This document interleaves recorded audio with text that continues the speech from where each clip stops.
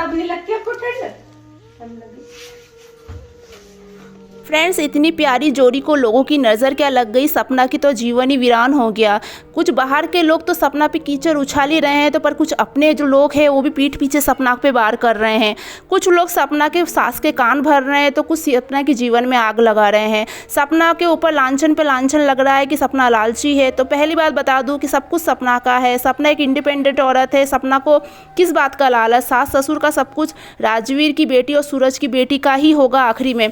दूसरी बात यह है कि तीसरी शादी तो सपना कोलैबोरेशन का काम करती है, ऐसे में उनको लांछे सूट वगैरह का वीडियोस बनाना पड़ता है। उन्होंने कुछ ऐसी बातें बोल दी कि ऐसे में तैयार होती थी तो राजवीर जी बोलते थे बहुत सुंदर लग रही हो, ऐसे कुछ इमोशंस उन्होंने शेयर कर दी, पुरानी बातें। तो ऐसे में व्यूअर्स बोलने लग गए तुम्हें तो तीसरी शादी कर लेनी चाहिए, तुम्हें तो शादी करने की पड़ी हुई है, आप लोगों को थोड़ी सी भी शर्म नहीं आती? कुछ तो ऐसी बातें सोच समझ कर किया कीजिए। उनका जॉब है, अगर वो काम नहीं करेंगी तो उनके घर कैसे चलेगा, क्योंकि घर में और कोई कमाने वाला नहीं है। उनके ससुर जी का भी रिटायरमेंट हो जाएगा कुछ दिनों बाद।